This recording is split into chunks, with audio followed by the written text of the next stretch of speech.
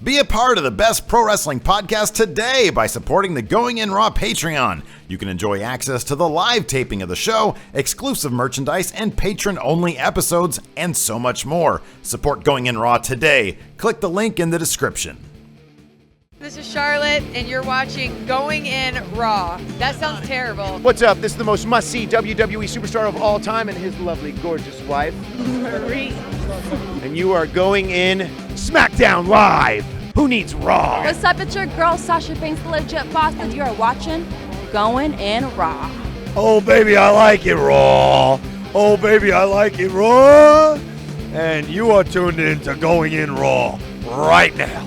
How you doing?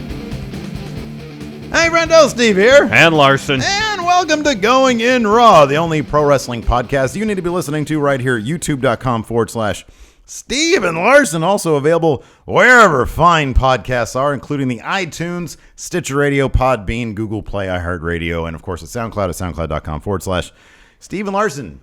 We are not available at Spotify. Yet. By WrestleMania, we're going to try that? Is that going to be a goal of ours? Well, we've publicly stated that, so now it has to be. We said, one of the countouts the last couple of weeks, that by WrestleMania, Going In Raw will be on Spotify. So now we have to do it. All right, we probably should do that. We're also available at ProWrestlingTees.com, where you can't get My Morning Jacket. You get that at the Rooster Teeth one. Yeah. Yeah, look at that Funhouse merch over there. Yeah, but we have our shirts there too. Here's my thing about it, though. Here's my problem with it. Is that my weird hoss body, like, sort of is in between sizes. It fluctuates between extra large and large. Sometimes larges look amazing on me, and sometimes they make me feel like I'm 8 months pregnant. So I have a bunch of extra larges from Pro Wrestling Tees, but they're a tad too large. Just a tad too big for me. Yeah, you know how I like them. I like them kind of a little tight, but not too tight. Yeah, you're very particular about how it fits around the neck. Yeah, this is loosey goosey. I don't really. I mean, it honestly depends on the shirt. Like I'll put. You can have stopped before how it fits around the neck. I am very particular about my shirts. You are. The shirts at Pro Wrestling Tees, especially the soft style ones, are high quality shirts. Yeah. Like I can't. Though they're really really comfy shirts. But my size. Like I'm gonna have to get a large or something, or try on your large and see if I like it. Would you let me do that? Yeah. Then we'd be meshing chest hairs because like my chest hair would get off. Well, I'd let you try my shirt on, and then I wouldn't put it back on. Though. You wouldn't put it back on ever? Really? No, I would wash it and then put it back you'd on. Wash it, get all them little chest hairs out. Yeah. Okay, fair enough. And our nipples rubbing? Well, it'd be more so my chest hair and nipples rubbing against yours because... Hey, Larson. What? We're also on the Patreon. Oh, yeah. At patreon.com/Steve and Larson, where you guys can kick into the cause. Next up on Patreon, I've been looking into some, getting some lights. Our friendo Brian Zayn, he did like an Instagram or some shit about that showed his setup. Like he does, because he had a lot of green screen stuff and had some cute little lights. And I DM'd him. I slid into his DMs and I said, "Hey Z-Man, what kind of lights you got, buddy?" And he told me his lights. And so I looked him up and I was like, "Oh, okay, well, so A little pricey? no, not too pricey. I mean, they're relatively cheap, but when I say relatively, I mean like relative to like film productions. Yeah. So we're gonna see, but that's what the Patreon's for, improving the show. We also need to get some new dick foam. Yeah, we do. Yeah. But anyways, every single week, I know I messed up one week, but I like to read out the pledges. Well, you didn't mess up one week. I changed the notifications. I know, but I still no. But here's the thing: like it was kind of a minor inconvenience coming from you, because then I went in and I wrote down I typed out, I copied and pasted all the new pledges. Yeah. I just simply forgot to bring them up. Oh, okay. So I mean, maybe it's your fault because you got me out of my routine. Anyways, I'm gonna read these here real quick. Let's see here. I'm gonna go back from last Tuesday. Terrence, the Yucca Valley Del Taco combo champion, Turnage, put in money. Ezekiel Ramos, Jordan Gonzalez. Oh, wait, I want pledged. There we go. Oh, God, here we go. I just jacked it up. That's what I do. I'm going to start singing again. Derek the Stag Lewis. Casey Kern, the finger-licking good world champion, Mike Hunt. Aaron, Corey Weekland, babysitter Bray Wyatt, Prince Quinn that's happening on the down low. I noticed like there's a lot of variations on Bray Wyatt. Yeah, I noticed that too. Yeah, Prince Quinn Callahan, WWE UK champion Shane McGonigal, Eric Gutierrez, Xander Solitano, King Tyler Wyatt, again another Wyatt, Mal 2 Ken, Sweet and Sour Schneider, Bishop Shanter, Michael Andrews, Joey Strange, K-Show Supremo, David Milkman, Gordon Solis Ghost, Jason Davis, Lucas Zanganelli, Dos Santos, Cash and Stry, Melvin Clifford, RJ Colquitt, Brian Lopez, Louis Lafferty, Ringo Mall, Pedro 4675, Tim Penning, Stan Zarnock, Chad Talon, Jesus Guzman, Flux Marsh, the 22nd Pilot, Brad Cam, and Ken Hall all put in money this week. I want to say thank you very much for doing so. Thank you. At patreon.com/Stephen Larson. I suppose we should probably talk about Raw right now, Larson. Yeah, I guess. Raw! So there was Raw last night. The go-home show for the Royal Rumble, and yet... I feel it gives me the feeling that they're just really waiting for the Rumble to happen to set all these stories in place. No, here's the thing. They don't know what they're going to do. Really? I think that's what it is. Yeah. Granted, you read stuff on the internet about how Vince is constantly changing his mind. Mm-hmm. I think there was a story on The Inquisitor or something about how, it seemed like they were setting up for Roman Reigns versus Braun Strowman at Mania. Right. That Vince changed his mind on that. Yeah. So it just really feels like they don't know what they're going to do yet. There was a Meltzer Wrestling Observer newsletter that dropped this morning, I think. It's first I noticed. It might have been last night. And he has sort of a breakdown of the Rumble, but not like a really, really in-depth one. And even he says it's very unpredictable. Like there's no really tell. He says, Goldberg Lesnar could be ramped up if you add the Universal title in there. Didn't Triple H just say something about wanting to keep the Rumble as unpredictable as possible and going in a direction nobody saw coming? Yeah. That makes me think that I don't know. I don't know at this point. Yeah. I mean, that could mean any number. That could be... Well, even that statement unto itself could just be... He could have made that just to throw people off. I know. And so I'm not sure. We're going to do our predictions later in the week. Yeah, we'll do those on Thursday. And then we got some more Rumble-themed countdowns coming up this weekend. Yeah, it'd be fun. We have a lot of questions about the Rumble, too. Are you leaning towards... When you're going to make your prediction, I'm not going to ask you to make your prediction here because we have a whole video for that. Yeah. Are you going to lean towards safe, or are you going to get creative with things? Because getting creative is not going to help you wear that Jeff Jarrett shirt. Well, here's what I'm thinking. But going safe at this point won't either. Here's what I'm thinking. This is what we'll do for our Rumble match predictions. Okay. We'll predict Final Four each. Okay. Each Final Four competitor will be worth 1 point. Okay. And if you pick the winner correctly, that's 5 points. That's 5 points. 5 entire points. That's huge. That is really big. But let me ask you, that you dodged the question. Have you? Which way are you leaning now? Safe, or are you going to try to think this out and not think it out? Because no matter what, we're thinking it out. But we've been thinking out, and we've had the same conclusion for the past month. Yeah. Braun Strowman wins. Yeah, but after Raw last night, I'm not so sure. Braun Strowman was involved in literally the pre-show feud because it was announced that Rusev and Cass are going to have a pre-show match. Was No, it? it wasn't. I'm sorry, announced. no. The tag titles and Sasha and Nia Jax are going to be in the pre-show. My And bad. Cass is in the Rumble. Cass and Rusev are both in Rumble. Yeah. That's right. Okay, my bad. Anyways, look, I'll put it this way. If Sasha, Nia Jax, and the tag titles are on the pre-show, then Rusev Cass is sub-pre-show. Yeah. Then, so Braun was involved in that last night in a row. After being involved in the main event scene for the better part of, 4 weeks, he's in a match in the middle of the show. It feels so stitched together. And I actually didn't mind that part when Titus said, this guy. We'll get to that in a second. Let's start from the beginning. Because they tease something. See, part of me is wondering, I'll just touch on this now. Between Strowman and the Big Show's face-off. Yeah. And at the end, where you had Goldberg, The Undertaker, and Lesnar all in the ring at the same time. Like, you can look at it one way and say, oh, they're teasing WrestleMania matches potentially, or are they just teasing Rumble stories to happen in the match? Right. And it's hard to tell, and that's why, granted, this is all based on constantly reading about Vince constantly changing his mind. Yeah. It's that they're just setting up. It's like how we book our wrestling shows. Mm-hmm. we set up a match and we have to be prepared for any contingency. Yeah, exactly. So we may have someone in mind we want to win, but that person doesn't win. You got to have a backup story in place, Exactly, in case yeah. things happen. Yeah. I think this is kind of what's happening in WWE right now, at least on the Raw side of things. It's Yeah. like they don't really know what direction they're going to go, Yeah. so they're putting as many potential storylines in place so they can, if they decide on one, they can push it, and there'll be backstory for that story. Well, that's always the question that we have when we do our predictions. Our final question is always, has this been decided yet? I know. And I wouldn't be surprised at all if the Rumble winner won't be decided until Rumble morning or right before the pre-show. Well, I mean, in I think the last couple months we've been paying a lot more attention to the betting odds. Yeah. Did those shift again today?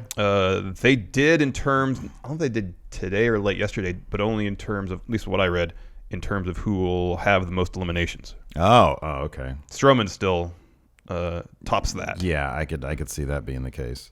But a couple of days ago, Braun was the winner. And no, a couple of days ago, Goldberg. Right, I'm saying, yeah, I was about to say, you cut me off. Braun was the favorite, and then it switched over to Goldberg. Yeah. Let's start at the beginning, and then we'll Okay. sort of go through and pick this apart and see if we can come up with a Rumble winner before they've even decided it, because I can almost guarantee they haven't. It kicked off low and wow, this was Shocking.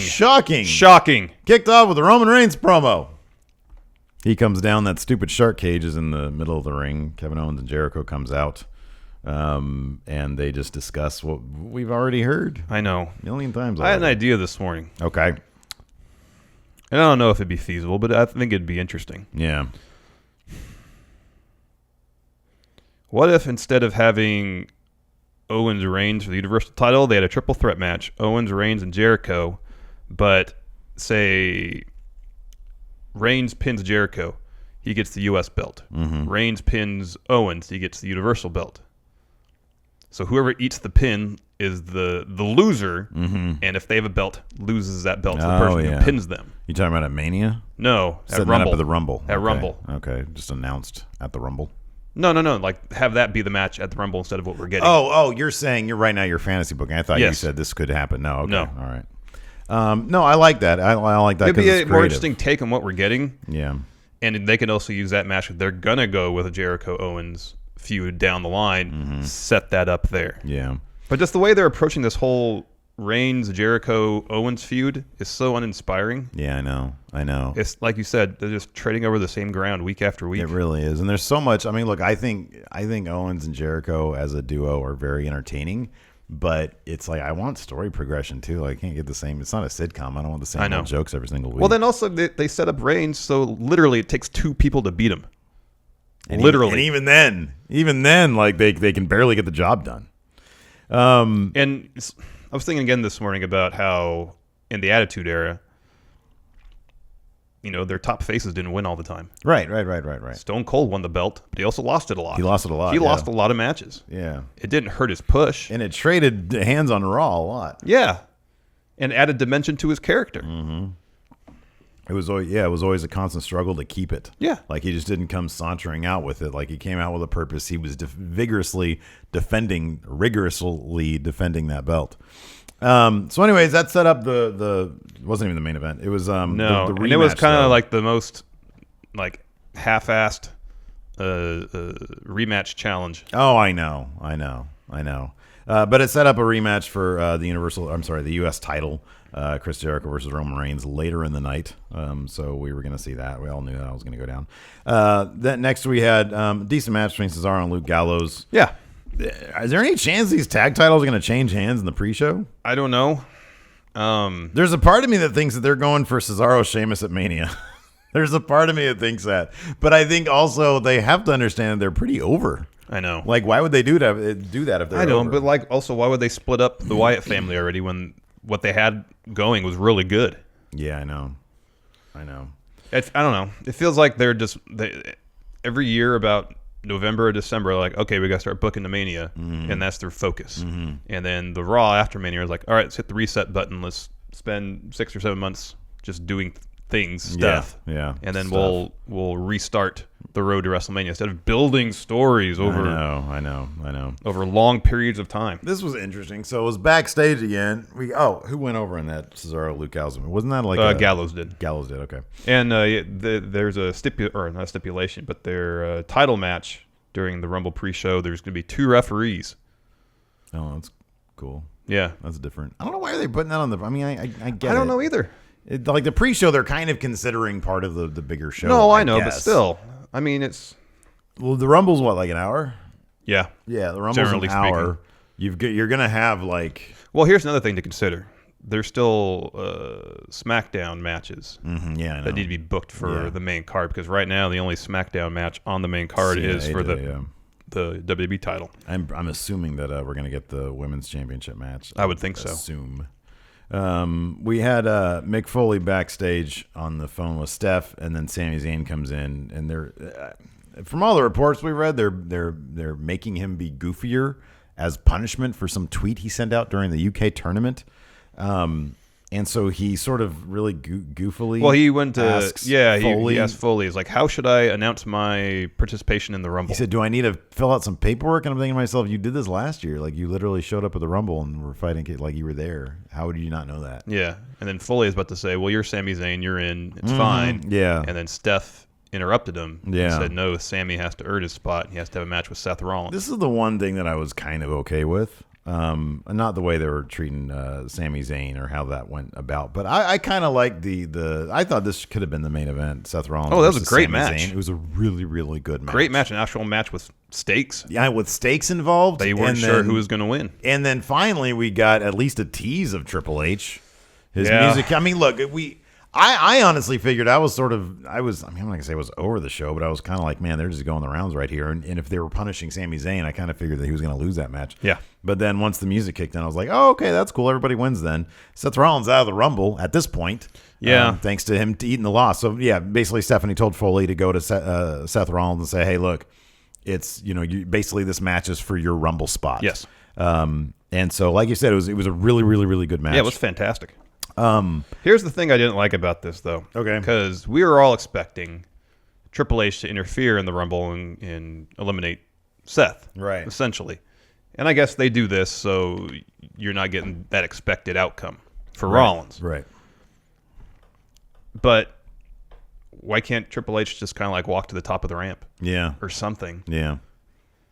And like, why didn't Seth, you hear his music, he turns towards the stage, do one quick look around, and just like pin Sami Zayn, but keep your head up. Oh, I know. And keep looking around and get that pin still. Here's the thing. We can talk about this a little bit.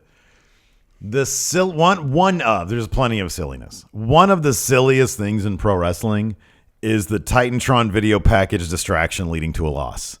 It is so ridiculous. I know. Because especially with Triple H, he's not going to run down to the ring from the top of the ramp in 3 seconds. I know. And how is it everybody stares like a deer in headlights at the Titantron when, like you said, they're not going to be running out there.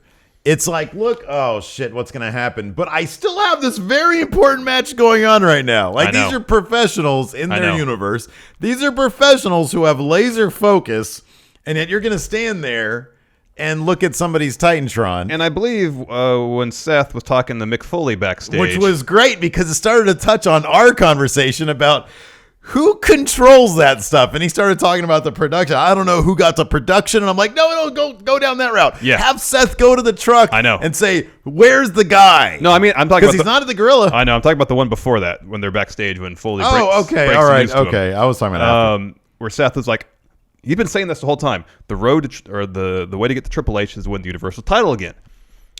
I understand the idea that Triple H would potentially be right there. Mm-hmm. But also, if you pin Sami Zayn, you increase your odds of winning the Universal title by being in the Rumble and winning it. I know. So do that first. Yeah. Even if Triple H gets to the ring and beats you up a little bit. Yeah. You're in the ring with Triple H still. You can come back and beat him up a little bit maybe. But also, you guarantee yourself a spot in the Rumble. Yeah, I know. I just want somebody at this point to no-sell the Titantron package. I know. Somebody just no-sell it. That would be great if they were just like, okay. Well, like I totally get like the immediate Yeah, I Do a quick look. Something loud happens. Take a second. Yeah, I understand that. Exactly. Then collect yourself, finish the job at hand, and then worry about the maybes afterwards. Oh, I know. It's but I terrible. thought Seth did a really good job of selling the emotional impact of that loss after the for match. sure. Yeah, he did a really good job of that. In the ring, the look on his face was really good. I thought that was fantastic. It was a fantastic match. Corey Graves interviewed Bailey. I didn't really care about that. I don't know. I'm not huge. Unless somebody's going to say something revolutionary in a sit-down interview, I don't really care. Bailey's fine. She's good. Yeah. I like her. I think it's going to be a really good match. Yeah. But I don't really care about that. I prefer when they do sit-down interviews like this when they're on WWE's website. Yeah. Because they let the people loosen up a little bit. Yes, I know. And I vastly prefer that over these overly scripted interviews. I know. They feel so stiff. I know, me too. So then we had Rollins Zayn. We had Rollins looking for Triple H, talking about the production. Don't tell me I was a production guy, Mick. Don't tell me I was a production guy. I wasn't. Well, who? No, you got to find out who that was and then see what they had to say because somebody hit the button. I know. So you need to go to them and ask them. Yeah, who made that call? Who made Did that Stephanie call? you? I wanted this to turn into like sort of a Sherlock Holmes. I know they should have been doing this for weeks. I wanted Seth Rollins as Sherlock Holmes. Every episode Who would of be Raw, as Watson? Every episode of Raw, there should be at least one segment with Seth Rollins going through the arena looking for Triple H. I know, and then like Sami Zayn could be as Watson, and then it would mean even more when they pit them against each other for the Rumble spot. Yes. Then we had a 15-man cruiserweight match. What the hell is this? Tony Nese, Drew Gulak, who's my MVP, Daivari versus Gallagher, blah, TJ Perkins, blah, and then Mustafa Ali, who I like. Didn't they say on 205 Live last week that this feud between Gallagher and Daivari is over? Well, they've been saying, they said the last 2 weeks. That was the whole point of having the I Forfeit match. The I Forfeit match, yeah. So why are they in a match again together? Well, they're still on the same roster. I mean, to be fair, they're in this with like 13 other people. I understand. Yeah. Well, the feud is over. They're not going to no more one-on-one encounters. Okay. No more even tag match. This is a 6-man tag match. Okay. Trios is what they call them elsewhere in the world. That's true. Then we got a New Day promo. Well, let's talk about Mustafa Ali. He got the win. Oh, yeah. They're pushing him. No, I like that. I like him. He's good. Yeah, I do too. I like this a lot. Yeah. New Day promo.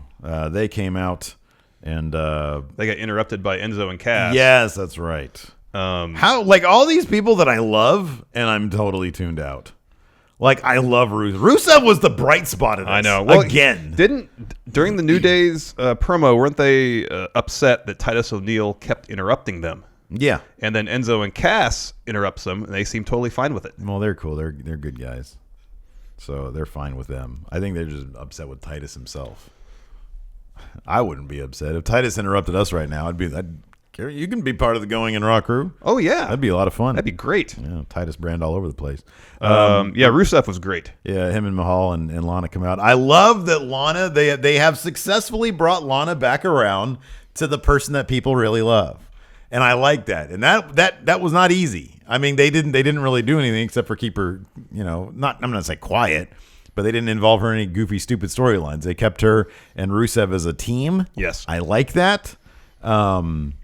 Not quite the dynamic they had before the whole Dog Ziggler mess. Yeah. But I still liked it. Jinder Mahal looks like that dude is in the gym like 8 hours a day. That guy is jacked. Mm-hmm. And so I like this. I like this sort of team here. Rusev, Jinder Mahal, Titus, and Lana. And then when Titus says, we're going to have a 4-on-4 match. And Xavier's like, well, hold on a second. There's 5 of us and 3 of you. And 3 of you. Well, no. He says. Well, I said that your fourth. He says your fourth is Lana, and then she sort of smiles, and the crowd starts chanting. He starts clapping for her, and Rusev starts like telling him to shut up. Yeah. And Rusev had some really good lines during. Oh, the handsome too. Rusev thing was great. Yeah. He's so good, man. He's so underrated. He's so comfortable right now. It's great. He's like he turns anything he's into gold. He also has a perfect amount of self-awareness. Yes, he does. It's not too much, not too little. I know. I agree. Anyway, surprise. So this was the one surprise of the night, kind of. Besides Seth Rollins losing his Rumble spot, is that they said, "Who's your fourth guy?" And Titus says, "It's this guy." And Braun comes out, which I was okay with because I like Braun sort of instantly being a massive monster threat to any situation he's in. it's just kind of interesting that he wasn't in. Like, in my opinion, okay, here's the thing. In my opinion, the finish I did not like. So the match, Braun got the win by pinning Enzo because everybody else brawled. That led to the Big Show coming out looking like a stud. He looks amazing. Yeah, he looks great.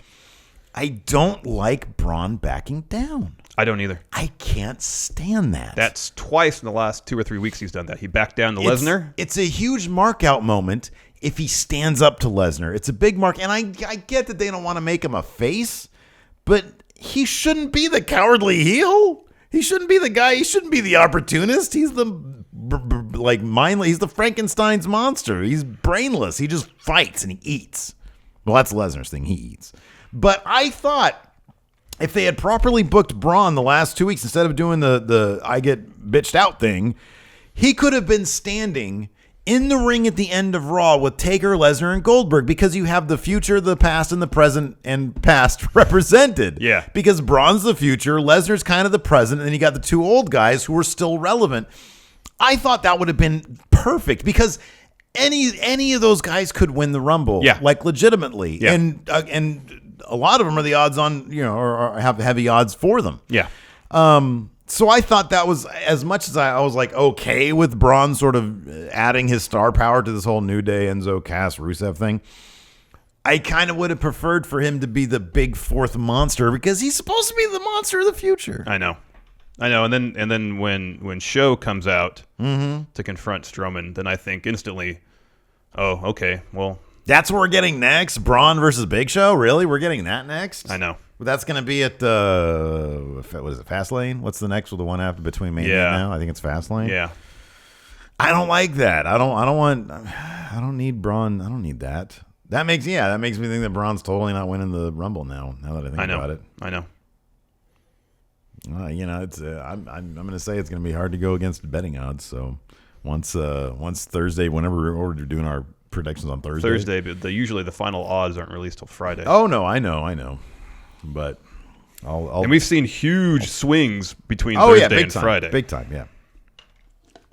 Okay, so then we had the Jericho versus Reigns U.S. title match. A match I feel like we've seen a dozen times at least. No, I know, and another DQ finish. Another DQ finish. Owen gets himself locked in the shark cage. Yeah. Owens was doing commentary throughout. It was pretty funny, but then he comes down to the ring and gets the DQ for Jericho. And then, Owens, they try to put Reigns in there. He reverses them. Again, it takes two people. I was freaking out, though, when Jericho was, starting to get raised. I know. And then Roman finally, gave him the Superman punch or the spear, whatever it was.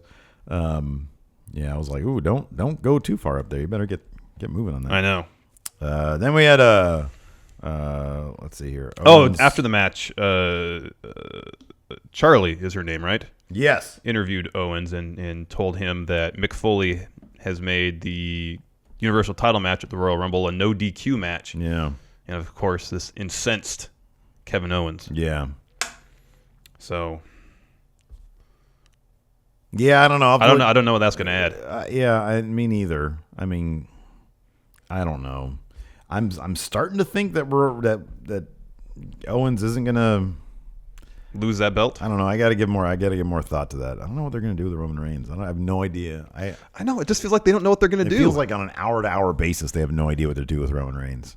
Are they pushing him? Or are they what not they should have done is he's just this thing. He's just they this thing who's there. They should have kept the U.S. title on him.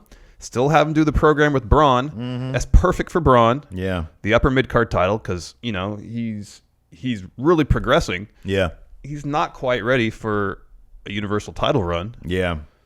So, especially since I'm assuming if they were going to put the Universal belt on Reigns, it was to feed Strowman to him, essentially. Right. Have Reigns be the guy that finally beats Strowman. Yeah. Which would not be good for Strowman. Yeah. Whereas if it was for the Universal title and Strowman won, then Reigns could move up to the Universal title scene. So I don't know. I have to think about these predictions now. I thought it was obvious before.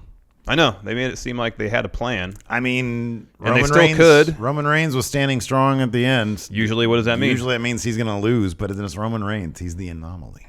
Wait, who's the anomaly? Somebody else is the anomaly. Who's the anomaly? I forget now. Somebody was the anomaly. Somebody's going to tell us. Then we had a Corey Graves interview with Charlotte. I thought this was fairly strong. They sort of treated this like it was a big deal. Yeah. I kind of like that. That's okay. But like I said before, yeah, I like these interviews are vastly better when they let the people involved kind of loosen up. No, I agree. I know. And they're not so scripted. I know. Then Nia Jax took on local enhancement talent Ray. I forget her name. Anyways, she got destroyed by Nia Jax, and then unfortunately Nia Jax had a promo after that. They shouldn't. She's not good at that. She's not. At least not going in that direction. She tries to act way too much. She tries to do way too much. She would be much better as just a silent monster, as a silent killer. It was not good. And then Sasha Banks comes out. She interrupts her interview, thank God, or her promo, thank God. She comes out with like a knee brace and a crutch, and then you kind of saw where that was coming a mile away. Yeah. It was a big fake out. She takes down Nia Jax, and her knee is just fine. And as you said earlier, their match is going to be on the pre-show. Mm-hmm. Yeah. Part of me wondered if they did that so Sasha can lose and then not have a loss in front of a large audience. Or is that just thinking about it too much? Oh, I don't know. I think that's thinking about it a bit too much. I think that it's on the pre-show because there's not a title on the line, and they even have a title on the line in the pre-show. Like, it has to be on the pre-show. So I don't know. I mean, yeah, I don't think that's the case. I just think that it's not an important enough match. So yeah, I don't know. I don't know. It's Nia will probably win that. Mm-hmm. Yeah, she'll probably win that. Mm-hmm. Let's see here. Then we had Rich Swann versus Noam Dar. This had like a pro. What am I thinking about? Oh yeah, Cedric Alexander gave an interview. Wasn't there like a bunch of? Wasn't Cedric like involved in this match? I sort of came in and out of it. What am I thinking of? Alicia Fox came out with Noam Dar. Yeah, that's right. Cedric was given an interview backstage. Didn't they show up? Yeah. She was like yelling at Cedric, and then Noam Dar says, "Look, I'm a winner as long as I have Alicia Fox." Well, then I really like that he's adopted the fucks thing. Yeah. In his normal course of conversation. I know. It's pretty funny. I think he's boatloads of charisma, dude. When he just went to Cedric and said, there's no beef between us now, right? Yeah, Cedric was like, she's all ears, dude. I don't want her. Yeah. So, I don't know. That was pretty funny. Anyways, yeah, Rich Swann versus Noam Dar. I kind of floated in and out of this one. What did Rich Swann's promo? He's blasting Neville. Did he say anything cheesy, though? He called them, he said, you call yourself the king of the cruiserweights, but to me, you're more of a jester. Something like that. Did he say it with conviction or with... With intensity. Okay, well, that's good. Rich Swann, you're going to lose your title. Sorry to break that news to you. Neville needs to have that title. I know. And I think there's a lot of other I want Noam. Honestly, I was thinking last time, I was like, I want Noam Dar to have that title. I want him to have it. That'd be great. Anyways, maybe they can do an Intercontinental Cruiserweight title. Goldberg promo. Yeah, Goldberg comes out. Apparently, according to somebody, I think it was Corey Graves said he headbutted the door and bloodied himself. Yeah, that was ill-advised. But it was great. Apparently, he used to do that all the time. Yeah, but it was I remember that in WCW. But it was Yeah. great when he looks to the camera with blood running down his face and said, "I'll do anything to win the Rumble match, get the Universal title." Yeah, that was a great moment. No, it was. It totally was. It's just he's too mellow. Goldberg. He's like a dad now. Like, I don't know. Like, he comes out there and he messes up his promo, and then he sort of laughs it off and he says, "Let's start this for the third time." Yeah, I know. And so that kills all the intensity. It's like, I'm totally fine with just cool Goldberg. You know, I don't need a guy who has blood all over his face. But apparently the room that he came out of, I read this on the internet today, who knows if it's true, was the same room that had something to do with CM Punk. It was like the room that he was like, he told Vince he was leaving or something. Yeah, because the Raw after the Royal Rumble that year was in Cleveland, yeah. Mm-hmm. So, yeah, anyways, stupid bit of trivia there. Goldberg comes out and messes up a promo. Then he picks back up and he does okay. Yeah. Then Paul Heyman and Lesnar come out. They hit the ring, and then Undertaker's gong hits, lights go out, go back on. He has harnessed the powers of teleportation now. Yeah, seems that way. I have the ability to be where I want to be now. So let's revisit a question we had previously. Okay. Supernatural Battle Royal. Now that the Undertaker can summon lightning and teleport, does he have the advantage now? Oh, for sure. Of course. He's got, because he has multiple powers. Nobody else has multiple powers. So, yeah, of course. Okay. Making sure we're on the same page there. So, I don't know. It was kind of a geek out moment. I thought Lesnar did a bang up job selling it because, like, the look on his face when especially when it seemed like for a moment it was Goldberg and Undertaker staring at Lesnar. Yeah. Lesnar was like, "Oh, I'm screwed right now." Yeah. So that was a cool moment. I don't know. I thought it was an effective moment. I thought it could have been made more effective with Braun Strowman, though. Do you think this is a tease for a potential WrestleMania match, or is this just setting up stories for the Rumble? You think they would go triple threat? No. Me neither. I think this is. If it's not Goldberg Lesnar 1-on-1, then they're going to have matches with other people. If it's not Goldberg Lesnar 1-on-1 at Mania, Yeah. oh, it's going to be Goldberg Lesnar. I'm pretty sure it is. Yeah, I think it's that's I think that's like probably the one lock. To be honest with you. Oh yeah, you're saying if it's not going to be a triple threat. It'd be yeah. No, I agree with that.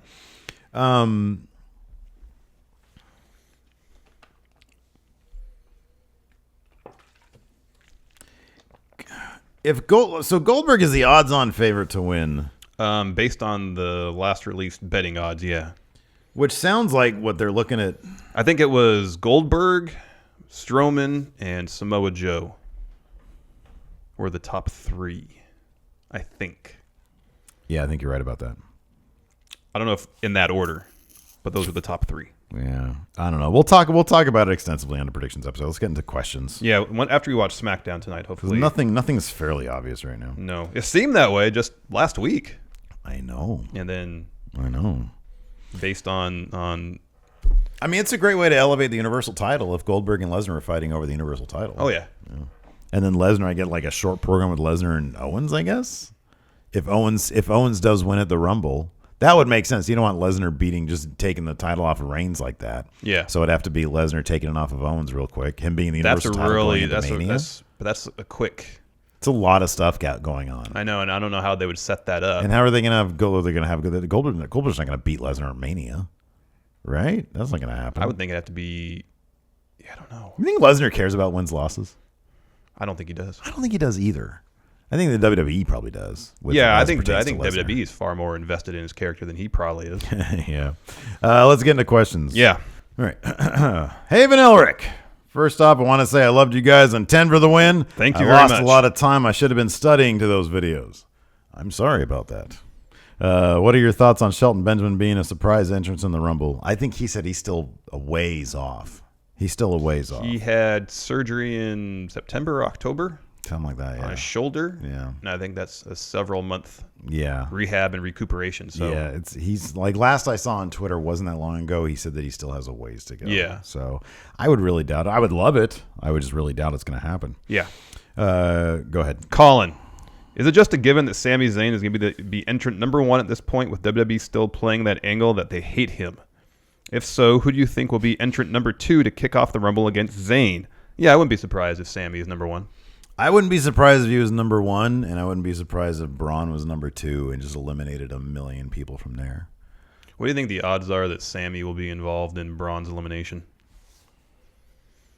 Probably good, I would think. Yes. I would think it's good. I think so, too. Yeah. Ron Simmons, damn.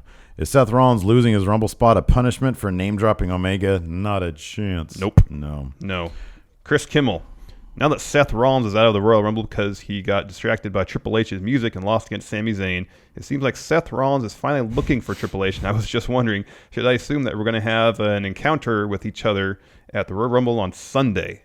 Never. I don't know. What else is he going to do? But I'm not going to say yes because we thought that was going to happen for the last 6 months. Will we finally get a storyline for Seth where for a whole episode he's searching through the entire arena looking for Triple H. An entire something that should have happened 4 months ago. No, I know. It'd be great. AJ Styles' personal hairdresser, RJ Colquitt. New patron here. Thank you. Thank you very much. Haven't seen so much hype for a Royal Rumble in a very long time. Do you think they're going to keep this upward trend of having better and better Big something for pay-per-views, or is this just something to celebrate the anniversary of the Rumble? No, I think every year they try to do a big. Every year they try to make a big deal out of it. Well, I think the plan for all the major 4 pay-per-views going forward is to make whole weekend events out of it. Oh yeah, sure. With takeovers, and then the actual pay-per-view, and then Raw and SmackDown the following 2 nights in the same city. Yeah, I think that's the plan going forward. There's also just a lot of top-loaded talent, so it does add a lot of intrigue between that and all the part-timers. Yeah, exactly. Yeah. King of the Ring, Drew Ronaldo. Looking over the card for Royal Rumble, I noticed that aside from the Rumble match itself, all but one of the matches on the card are Raw. Do you think that SmackDown is getting shafted, or is this WWE's way of swerving us and having a SmackDown entrant win the Rumble match? I don't know. SmackDown hasn't really invested a lot of time in the building up stories for the Rumble. Yeah. I mean, a few people have said, I'm in the Rumble, Right. and that's pretty much been the extent of it. Yeah.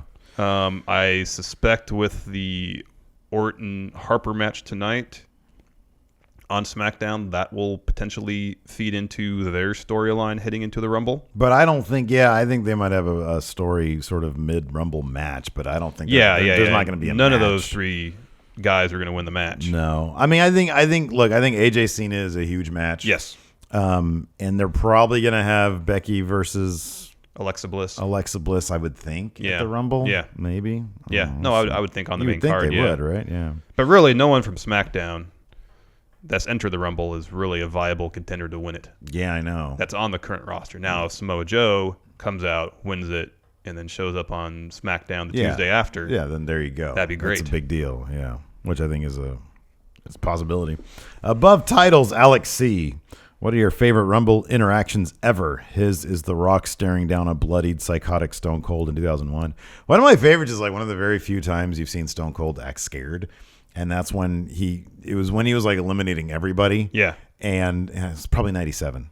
Yeah, it had to be 97. He's eliminating like everybody. Yeah. And he's in there waiting, and then you hear Bret Hart's music. And he goes that.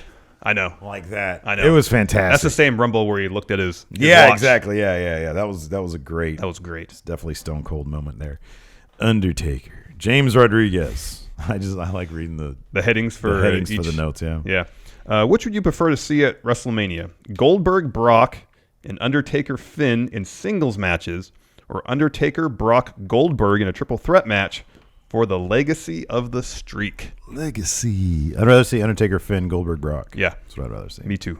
All singles matches except for AJ, Cena, Samoa Joe. Samoa Joe. Or Kenny Omega. Oh, Kenny Omega. Well, in that case, I'd want Kenny Omega, AJ Styles, and Finn Balor. No, in that case, I think I'd rather just have AJ and Kenny Omega one-on-one. Main event WrestleMania for the WWE title. How awesome would that be? Plus Finn Balor.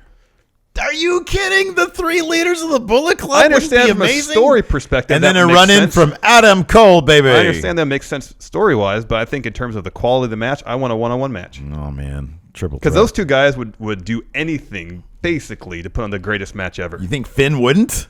He would, but I think we both agree that Kenny and AJ are best wrestlers on the planet. Yeah. Yeah. Finn's good. Yeah. Flux Marsh. His nickname is Dragonplex. I like that. So the Undertaker's Mania plans looking decided as triple threat with Lesnar and Goldberg. I wouldn't put that. Nope. No. Reckon Vince will try and push this as the main event and have both top titles co-headline further down the card. If John Cena is involved in a title match, that will be the main event. Agreed. Especially if it's to tie Ric Flair's record. I just read on I think WrestleZone that their WWE's making a Ric Flair statue to be unveiled WrestleMania weekend. Ooh, okay. Well, that telegraphs it. Mm-hmm. All right. Eddie Jose Guevara Menivar. In past Royal Rumble matches, the winner gets to choose which major brand championship he wants to fight for at WrestleMania. We've seen Raw superstars jump ship to fight the SmackDown champion, but how about this? What if a surprise entry like Samoa Joe won without being tied to a specific brand? I would love to see SmackDown and Raw fight to get the Royal Rumble winner on their show to headline WrestleMania. That'd be an interesting idea. That would be cool. That would mix things up. Be an interesting storyline, and then of course he'd go to SmackDown. Yes. Jake Lambert. Hey guys, so I found out recently there are 3 ways to deal with a situation where the final 2 wrestlers in the Rumble are eliminated at the same time. 1, they are both declared the winners E.g. Bret Hart and Lex Luger, and then the poor bastard who's the title holder has to fight in 2 matches at Mania. That's so stupid. I know. The final 2 competitors have to get back in the ring, e.g. Cena and Batista. Remember that? Yeah. Or they restart. They restart the entire Rumble match. He says, "Do you ever see the third happening?" That'd be a 2-hour Rumble, essentially. I would not want to see that. As much as I love the Royal Rumble, I don't want to see that. An hour Rumble is the perfect length. But maybe Jake Lambert does want to see that. Yes. Yeah. El Ingobernable de Tejas. El Ingobernable de Tejas. I got it right the first time. Adam Mayhem. You said Noble, not Noble. Oh, I'm sorry. You did good, though. After watching your top 10 opponents for Kurt Angle video, was I the only one that was really hoping that Angle would come out to challenge Rusev when he was U.S. champ and Lana would announce him as a real American hero? Yeah, I think we both thought that several times. Yeah, that'd be great. Let's see here. Motor City Deathmatch champion Jimmy Alpha. This has been bugging me since last night. Why the hell are Raw tag belts being defended on the pre-show? Surely they can make room on an extended card for this match. I assume Rumble's going to be 4 hours like all the major pay-per-views. Well, they're also doing the thing, They're also doing the thing where the new subscribers get the Rumble and Takeover for free. Yeah. I don't know where my point was in that, because why wouldn't they just put that on the main card? Here, that's what I'm thinking. So right now, there are 5 matches announced for the main card. Royal Rumble match is going to be an hour. Yeah. Give or take. Yeah. So 3 hours left for the rest of the card. You know AJ and Cena are going at least 25 minutes. Yeah. Owens and Reigns will probably go 20 minutes. Yeah. So that's an hour 45. Yep. Charlotte Bailey will go 15. Wait a second. What's up? What's going on? Why is this? This is weird. What? It says here in Wikipedia for Royal Rumble 2017, there's a Cruiserweight Elimination Chamber match. That's amazing. That is rad. And I thought to myself, wait, was 205 live on last night? No. That's great. There's been no announcement. I don't know why they would do that. That's amazing.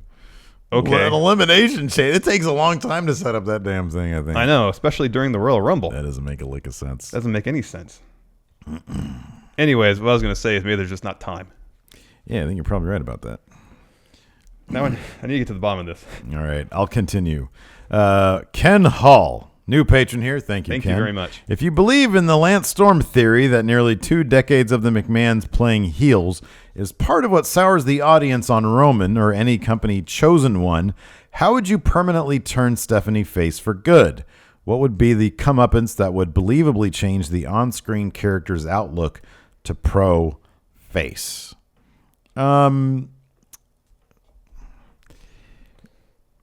I don't know. You would just do things that people like.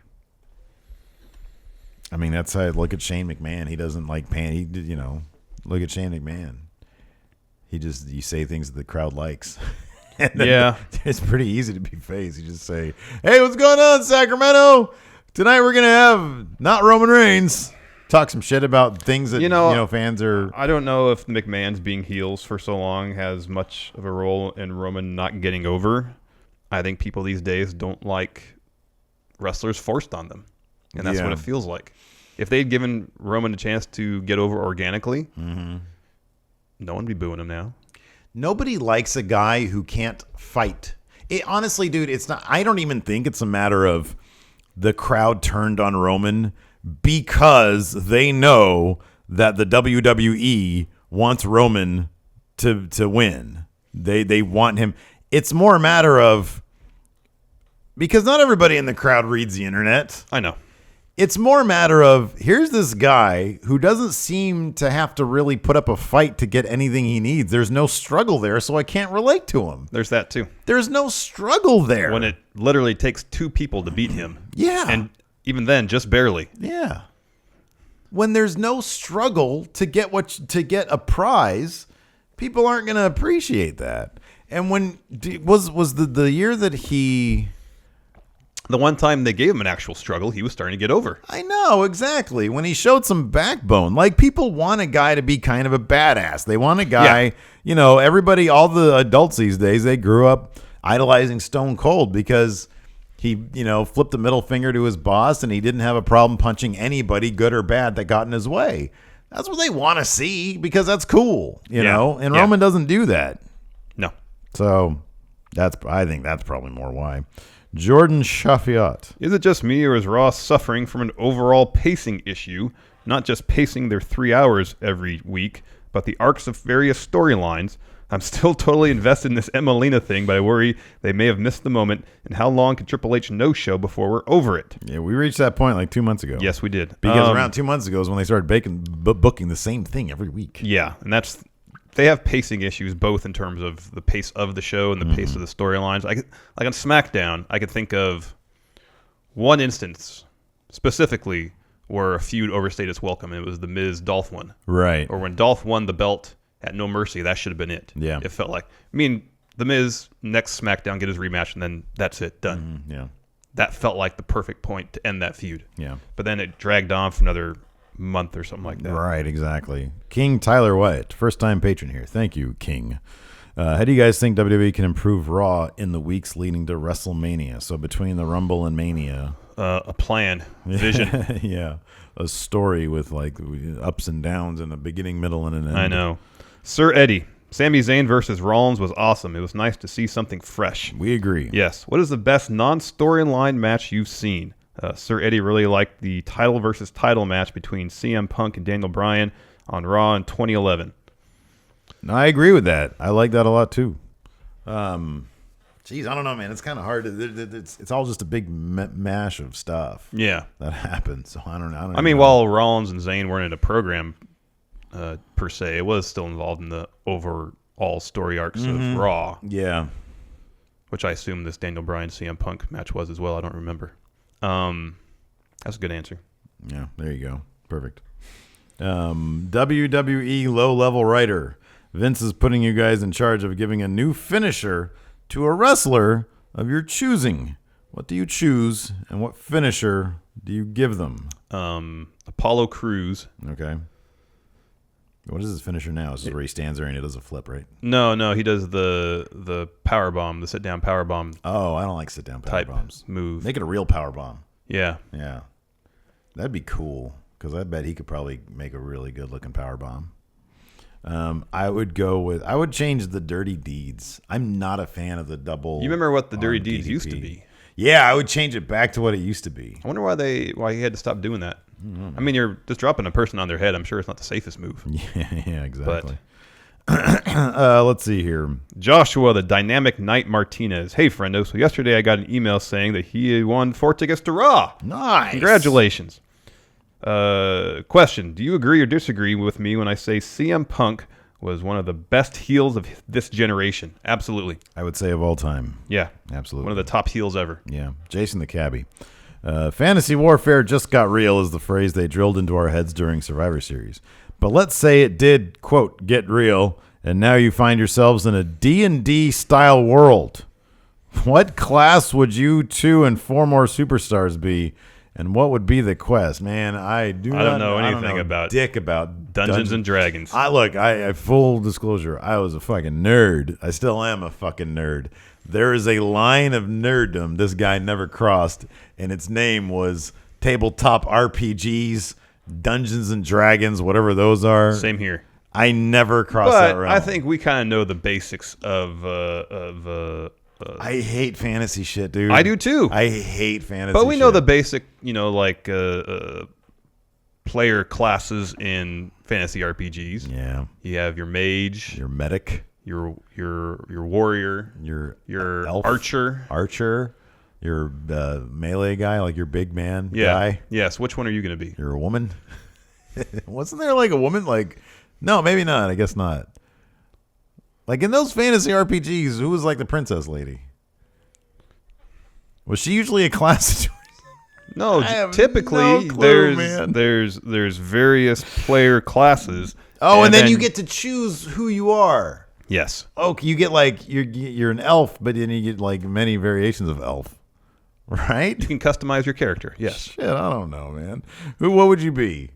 You go ahead then. I'll be a mage. You're a mage? Yeah. Was that magic guy? Yes. Oh God, that's annoying. I'll be the big guy who just beats people up or something. There you go. Yeah. But I'm a woman. Okay. Tommy T. In your opinion, what is the best interview from Legends with JBL and the best interview from Stone Cold's podcast that's on the WWE Network? And what's the best interview Stone Cold did that wasn't on the network? Okay. My favorite JBL is San Martino. Legends with JBL with San Martino is fucking, I mean, that guy's got a story that is rivaled by no man. It's great. Favorite Stone Cold podcast from the network. It's hard not to say for me either Vince or Triple H. Yeah. Those are really good. What's the best one he's done in his own podcast? Oh, Scott Hall. Yeah. You cannot. We listened to that a couple times. I know. That was so good. Scott Hall one was like, it's a later, because he did an earlier Scott Hall one where I'm pretty sure he was on something. Scott Hall he just sounded either tired or on something.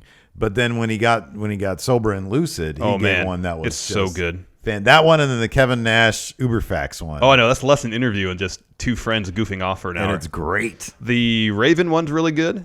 Mm-hmm. The Kurt Angle one's pretty good. Okay. The Heyman ones are good too. Heyman ones are really good. Yeah, the Heyman Network one was good. Yeah. I want him to do the Undertaker. Yeah. That'd be amazing. Yeah. Kenny Omega's best friend, Terrence Thompson. There's a lot of superstars on the main roster, but only a small percentage have relevancy. Which 5 superstars would you combine from SmackDown and Raw to create a Nexus/Shield type faction? He says he wants Cruz, Tyler Breeze, Bo Dallas, Titus, and Mark Henry as their leader. So we're looking for people who have no relevancy right now. What theme would be used to unify all members of this faction? Well, how about this? What if Tyler Breeze and Fandango look to expand their Fashion Police patrol? So who else would they call on to be Fashion Police with? I'm going to say it's going to be. I'll do this. Tyler Breeze, Fandango, and then they bring in the guy who doesn't really have much to do right now, Heath Slater. Oh, because what's Heath Slater doing? He's great. Yeah, he ain't got nothing to do. Yeah, I definitely bring Titus in because he looks very dapper when he gets in his Titus brand suit with his scarf. Yeah. And then Jinder Mahal. I think he's a dapper fella too. That's mine. Okay. And they'd all be fashionable. They just be called the Fashion Police. The Fashion Squad. Okay. At this point, yeah. Okay. Isn't that what like a group of policemen are called? The Squad? I believe so. Yeah. Yeah. I believe so. Fat bastard champ Alex Foster. Fat bastard. What superstars should trade hairstyles? I vote No Way Jose and Roman Reigns. Thanks, you fat bastards. No Way Jose and Roman Reigns is great. No Way Jose and anybody is great. I would swap Bailey because she has the side ponytail with Roman Reigns. You know what I saw? There's a video on WWE.com where Peyton Royce and Billy Kay are trying to convince Shinsuke Nakamura they're just chilling at the Performance Center to vote for them for the breakout superstar of the year. Yeah. And it's very charming. Yeah. It is supremely charming for all of them. That's pretty cool. Because he responds by saying, I'll vote for you guys in the superstar with the worst accent category. Worst or most accent, something like that. And of course they call him out on the irony because his accent is very thick. It was very charming. I was like, oh, that's so cute. You guys should check it out. I'll switch Roman Reigns and Eric Rowan. Eric, there's no hair there. I know. Would he have a red beard? Well, just a long beard. Okay, I like that. I thought you were going to say, how about, hold on a second. What hair does he have? Who? I want to switch Roman Reigns and Eric Young. Because he just looks like he's balding, I think. What is going on? Is that hair right there? Yeah, that's hair. That was great. Look at his face. Hey man, I've been where you. What about I've been where you are, man. Roman Reigns and Luke Harper. Roman Reigns. Luke How Harper. about Luke Harper and Luke No Way Harper. Jose? Luke Harper has that great bald spot. He does. He looks amazing. It works so well for his I character. love Luke Harper. Patreon champion Carlos Hackworth. One of his pet peeves in wrestling is outside interference when it's not needed. What are some of your wrestling pet peeves? Looking at the ref. Yeah, you don't like that Stop at all. it! Stop looking at the ref when they're counting to 2 and then you have to kick out. You can tell the pros from the nose. Narrative inertia. Narrative and Or lack of it. Yeah, when it's not going anywhere. Yeah. Stories are stunted. Are just going in the same direction. Nathan Stinson. Larson, if you Yes. give Steve a too sweet on air screening in this episode, I will upgrade my Patreon from $5 to $50. I won't be bought. Yeah, no, Nathan, you're gonna have to kick in a lot more money. I don't want it to be monetary related. Like we're doing good. Patreon's healthy. We're doing good. Yeah, no, that's cheap, Nathan. You're no $1 million man. You can't buy a too sweet. No. Why am I saying that? I should be encouraging. Come on, just give me. How about this? Not money, but for love. Gentleman champion Prince Quinn. People Callahan. always told me that bars are dark and lonely. Hey guys, first time patron here. Thank you very much. Thank you, A long time subscriber of Dan Nerd Cubed. Yes. Saw he had a wrestling podcast. Been listening for over a year now. Thank you very much. Very good. His question is, as I am from the same village as UK tournament standout Tyson T-Bone, Oh, nice. who are your favorite wrestlers from the California, Oh, wow. Sacramento area? Favorite. Okay, so we just went to this great Supreme Pro Wrestling show like 2 weeks ago. Who was your favorite competitor on that program? Wow. I mean, you have JT Kratos. Yeah. You have Braddock. Yeah. He's good. Stand out. Kratos was very impressive. Kratos was one of very the loudest chops I've ever heard. Who was the Zenith? What was his name? I forget his name. Oh, shoot. What about the that faction? What were they called? Oh, the Body Guys crew? Yeah. Was that it? The Body Guys crew? Yeah. Body Guys crew or Jim Body Guys crew? Yeah, they were pretty funny. They're good. I like them. What about wrestlers who are wrestling either in WWE or Apollo Crews is from Sacramento. Yeah. That's true. Anybody else? Bailey's from NorCal, I think. Yeah, she's from the Bay Area. Bay Area, I think, yeah. I mean, you got to go with Apollo Crews, right? He's the only guy I know that like really made it big. I'm sure there are others. Yeah, I think there are. Let's see here. Good question though. Tyson T-Bone. King Haas, Vader, baby.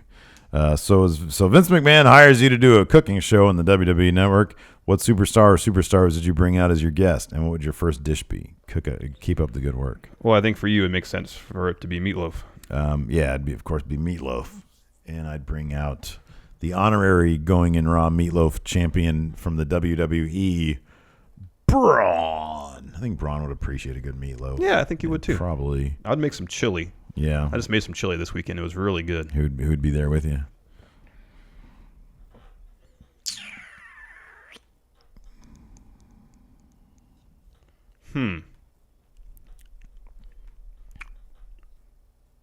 That I don't know. People always told me. I'm trying to think what else I make. Well, I make some good ribs. Chili's fine. Just give us a superstar. I know. Who'd I'm you trying to invite? think. I don't know. What'd you do? I'll say AJ. Oh, that'd be good because he's really laid back. And be like, kind of get it too sweet for the We chili. can sit, Can I eat get some too chili, drink some beer, Beer. have a conversation. Beer. Was this Lego Haas? Lego Haas. There you go. First is that time a pun, page. Is that a pun on Legolas from Lord of the Oh Rings? yeah, there you That's go. what Okay. it is. I just got that. See, we're not fantasy guys. First time patron from Luxembourg here. Luxembourg. Thank you very much. You guys really helped me get back into the wrestling business, so much so that I recently started wrestling training. In April of this year, our federation will host an event with Ryback, and he's going to take a couple of hours to train our fat asses. Oh, nice. Any suggestions on how to survive an encounter with Ryborg himself? Maybe lay on the ground and play dead, or should I suggest to change his gimmick into Fashion Police? So Ryborg is going to train you. Ryborg's going to train me for a couple hours. How do you survive that? That's the question. Read his book first. Just give him compliments, I guess. bring some El Pollo Loco. Yeah. He seems to like that. Yeah, there you go. That's what you do. You have to appeal to his heart, and in his heart, it's feed me more El Pollo Loco. Yeah. Yeah. Doesn't he have some sort of partnership deal with him or something? I think he does. Like some sort of appearance thing. Anyways. Let's see here. A couple more questions. Tim O'Donnell. Yeah. What 3 wrestlers would you each choose for an episode of Table for 3? Oh, what a great question.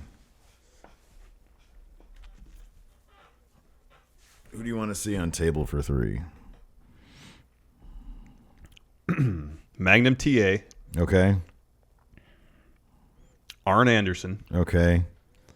And Michael Hayes.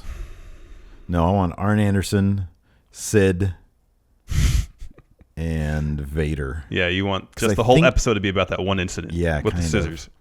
Kind of. Well, I want to see what their dynamic is. Who did I say? I said Magnum TA. Think they laugh about that shit now? Probably. They'd have to. Magnum TA. I just like that in the heat of stabbing somebody, Arn Anderson said, "Hey, stop or you're going to kill me." And Sid Sid was like, stopped. That's a good point. Yep. That was his I forfeit match. Yeah. I'm gonna say Ricky Steamboat, Okay. Magnum TA, and Arn Anderson. Oh, that's good. That Good works. stories there. Good stories. Michael Hayes, Michael Hayes, Bruno Sammartino, and Shinsuke Nakamura. What would those guys talk about? Something interesting. Let's see here. Lucas Zanganelli dos Santos, first time Patreon. Thank here. you very much. So with Big Cass announcing that he's alone entering the Rumble, do you guys think they really will give him a singles push with Enzo as his manager, since Vince likes him and says that he is improving on a day-to-day basis? Yes, I think that's kind of inevitable. I really do. I see Enzo as his manager. I'm really surprised they didn't give them at least one run with the tag team championships, though. They were so over when they I guess debuted. it's always possible, but I just don't see it happening. Not anytime soon. Yeah. Last question. This is a great one, too. The South Texas Tiger, Dan Cannon. Dan Cannon. You are tasked with casting the guest cast for a brand new episode of Star Trek The Next Generation. Yes. You can only use WWE superstars. Cast one friendly alien from the visiting planet, one villain, one woman to be Riker's love interest, Nice. and one tag team to befriend Data. Oh, I love this all. So, cast one friendly alien. Shinsuke Nakamura. I've said many times that he's an alien. I believe he's an alien. One villain. Braun Strowman would be a Klingon. Oh, yeah. Yeah, That's good. One woman to be Riker's love interest.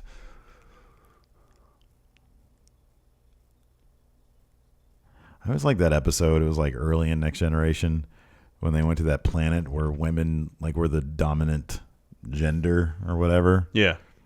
Like they ran everything and the men were all these little beta males. Yeah. Yeah. And Riker had to get up in their outfits. And so he had this weird Didn't thing. they were all all the guys were wrapped in toilet paper? Maybe. Or am I thinking of a different episode? That sounds like something else. Okay, I'm sorry. But Riker You know the one I'm had, talking no, about. I know you're talking about. Different Yeah. episode. That was like a pleasure planet. That wasn't Oh, okay. That wasn't Okay. Risa for Okay. some weird reason. And they wanted to kill Wesley because he stepped on the grass. Yeah. Yeah. This one, Riker was wearing this shirt that showed off his titty. His boob was hanging out. And he had the weirdest nipple I've ever seen. It was not there. It was same color as the rest of his weirdly toned flesh, but he had so much chest hair also, and the entire time you could tell that he was horribly uncomfortable because I think he used to wear a girdle of some sort. Oh, Because he had a tummy. Yeah. And he was and his titty was all hanging out. It was weird, and it was not good. Anyways, the dominant female, the president of their planet or whatever, was this blonde chick who kind of reminds me of Charlotte a little bit. Yeah. So I think that would be That's my a good thing. answer. It'd be Charlotte. Tag team to befriend Data. The Revival. And the Revival, they would beat him up. Data's really strong though, so Yeah. maybe, they'd be impressed with his strength. Yeah. Yeah. Say you're a top guy too, Data. You're a top guy too, Data. We got a couple questions I noticed from the Patreon here. Okay. One is from my son, Christopher Kaufman.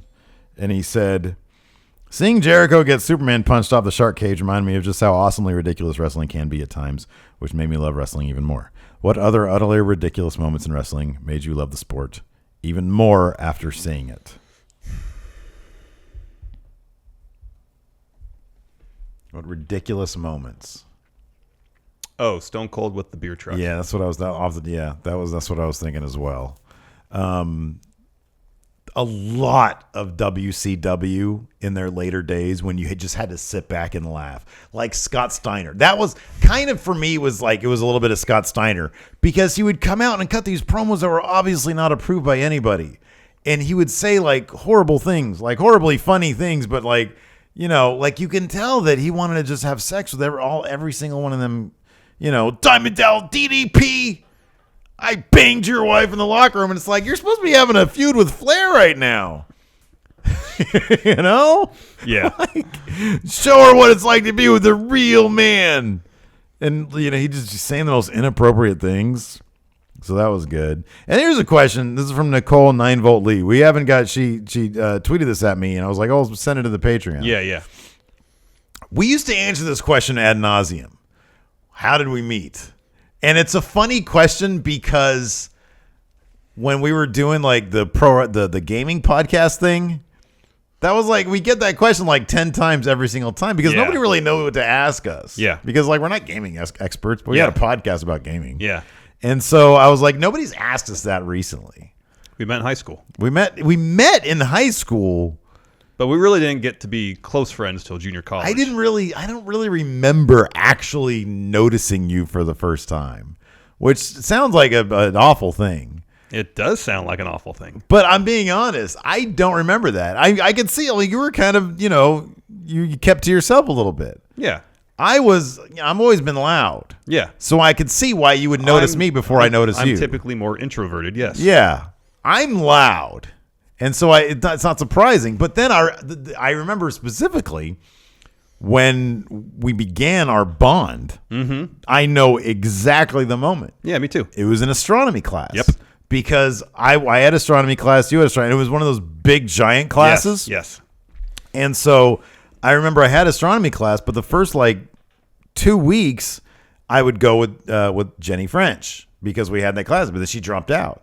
And I was like, oh, I got nobody. And then I noticed that you were in the class. I didn't know you were in the class because we sat in the back. You sat in the front. I didn't sit in the front. I sat in the middle. You sat towards the front. More front than back. Okay. You did. I'm not saying you sat front row, but you sat five rows back, and there's like 20 rows. And so I remember seeing you, and then we made eye contact, and we pointed at each other. And from then on, like in-joke after in-joke. Yeah. You know, the Macometer was on. Yeah. Professor Perry. All that stuff. Yeah. And so it was astronomy class, junior college. Yeah. Which was in 1996. 21 years ago. I know. So anyways, good question. I think it's time, Larson. Yeah, for the greatest pro wrestling trivia challenge of all. Yes. What is this trivia challenge, Steve? Kayfabe Corner. Six names, 12 names, many fake, many real. Yeah, so I posed our two contestants Yes. at home, Yes. and one of them went out to an early lead. Was it so DDP came out to an early lead? Yes. Yeah. And so I started making the list, came here, finished list, and by the time that all happened, Rick Rude took the lead. Ooh. But since we were starting the show, I didn't have time Rick Rude to redo my list. So Yeah. maybe next time I'll do Rick Rude since he's now the winner of this vote. Yes. But for our purposes here, we're going to talk about Diamond Dallas Page. Yes. Are you ready? Yes. 1, Chase Stevens. Real. Yes. Yes. 2, Billy Ray Snapper. Fake. Yeah. That was a good try, though. 3, Lance Ringo. Lance Ringo.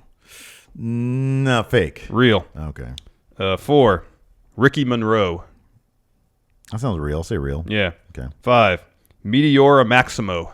Meteora. Yeah. Fake. Yeah. It's a good name, though. Yeah, that's a good name. 6, Lance Cannon. Say real. Fake. Okay. 7, Maximilian Moves. Real. That's a great name. That's a real name, right? Yeah, Yeah. that's That is fantastic. a great name. Yeah. I saw that Maximilian and Moves. I knew it was plainly obvious that it was real. Yeah. But I loved it so much. That is a really good name. 8, Ultra Ace. Ultra Ace. Fake. Yeah. Lex Lovett. Spell love it. Lovett. Fake. Real. Oh, wow. Max Howard. Max Howard. Fake. Yeah. Johnny Carwin. Johnny Carwin. Johnny Carwin. It sounds real. I'll say real. Fake. Okay. Last one. The Comet Kid. Real. Mm-hmm. Yeah. What is that? Bang! 8. I'm killing it this year. I'm destroying this Yeah, I'm year. not doing a good job with these lists. Bro. 2 questions. Are you ready? Yeah. What's the name of the tag team DDP first managed? Oh, man.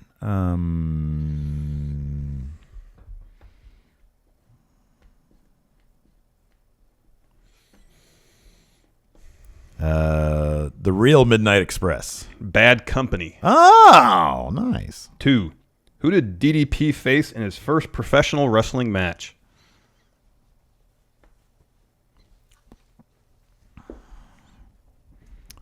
I'm going to say... Hold on, give me a second. I'll say Scotty Polo. Dick Slater. Oh, okay. Dirty Dick Slater. Right on. 8's really good. That's a good score. I did so very you're good. up 6, I believe. I'm up 6, and we're tied up. We're tied up in terms of games, right?